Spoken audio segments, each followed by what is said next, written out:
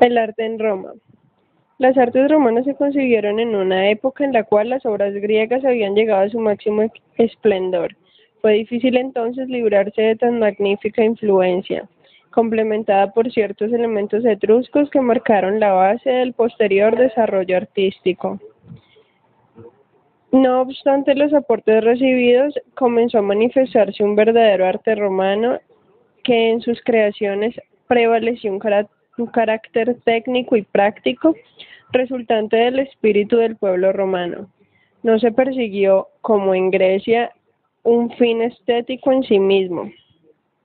Resulta de las influencias etruscas y griegas, el cual alcanzó su mayor esplendor en la época del Imperio. Algunos lo consideran inferior al arte griego, pero en realidad fue más variado. La arquitectura. Las principales características de la arquitectura romana son una arquitectura caracterizada por la monumentalidad, no solo por el espacio que ocupa, sino también por su significado. Esto viene dado también por la idea de la inmortalidad del imperio y es una arquitectura utilitaria, práctica, funcional. Por eso y también por la propia estructura del Estado. Aparecen nuevas construcciones con un gran desarrollo de la arquitectura civil y militar como las basílicas y las termas. Es una arquitectura dinámica como consecuencia del empleo de algunos elementos constructivos como el arco y la bóveda. Los materiales más utilizados son muy variados: la piedra cortada en sillares regulares y dispuesta a soga y tizón, hormigón, ladrillo, mampuesto y madera. Cuando el material era pobre, se solía revestir con estucado, placas de mármol o con ornamentación de mosaicos o pinturas. Se usa el orden toscano y también el jónico y el corintio, aunque lo más significativo fue el uso del elegante orden compuesto. También fue muy frecuente la superposición de órdenes en edificios muy altos y normalmente en el piso bajo se empleaba el orden toscano, en el medio el jónico y en el superior el corintio. Los capiteles en general presentaban motivos con mayor libertad que en Grecia y en algunas configuraciones. Aparecen las guirnaldas y los bucráneos como elementos decorativos. También la arquitectura romana empleó la superposición en el mismo vano del arco y el dintel. En la pintura romana va a influir decisivamente el arte griego, ya que ya desde la época de César llegaron pinturas griegas que arrancaban de las paredes y se llevaban a Roma. Esta es una de las razones por las que apenas se conservan pinturas murales griegas. Al igual que otras artes, la pintura en Roma tenía una finalidad práctica: decorar las casas y palacios. La condición social del pintor era la de un artesano, aunque los que pintaban sobre tabla tenían mayor prestigio.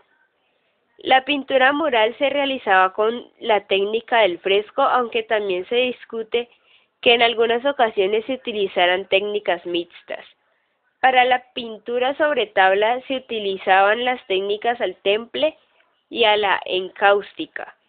La gama de colores era amplia, ya que a la del mundo griego y egipcio se le suman algunos colores más.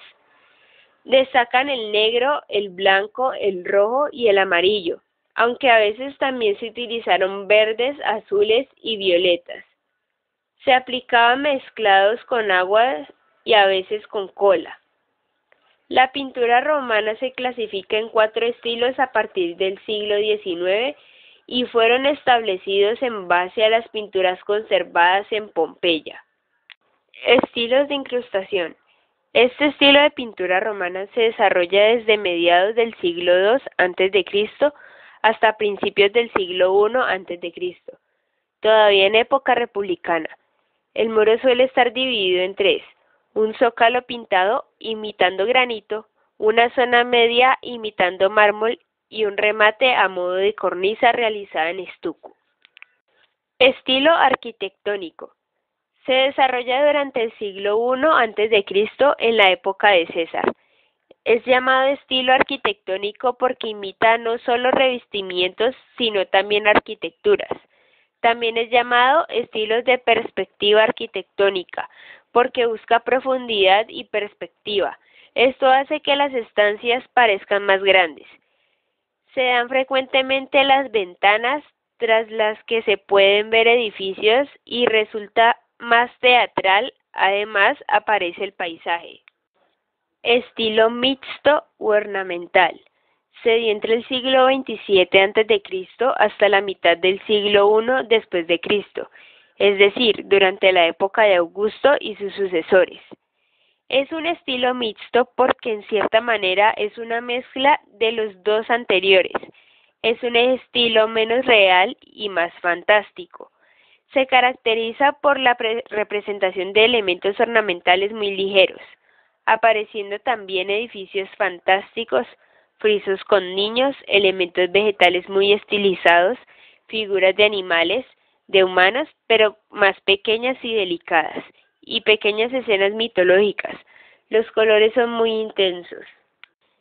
Estilo ilusionista o escenográfico. Se trata de la pintura que se manifiesta desde la época de Nerón, en la mitad del siglo I hasta el final de este siglo. Toma elementos del segundo y del tercer estilo.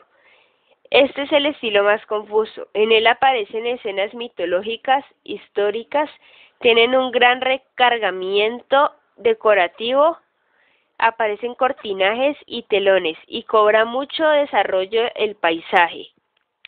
Escultura. La gloria de la escultura romana fue indudablemente el retrato. El retrato romano tiene su origen en el arte etrusco, en el mundo griego helenístico y en las imágenes majorum, máscaras en cera de los muertos que se guardaban en las casas para rendirles culto y sacarlas en procesiones.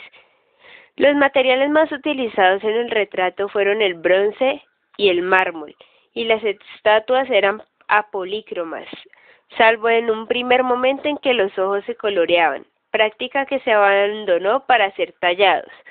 Hay tres tipos de retratos. Retrato togatos. Se esculpe al emperador con toga y manto sobre la cabeza. Le representan como pontífice máximo. Retrato toracatos, que representan al emperador como cónsul o militar, por lo que aparece con coraza. Retrato apoteósico, que representan al emperador como una persona heroizada o divinizada. Aparece con la parte superior del cuerpo desnudo, corona de laurel y algún atributo de un dios. Es la representación más rica, aunque no la más frecuente.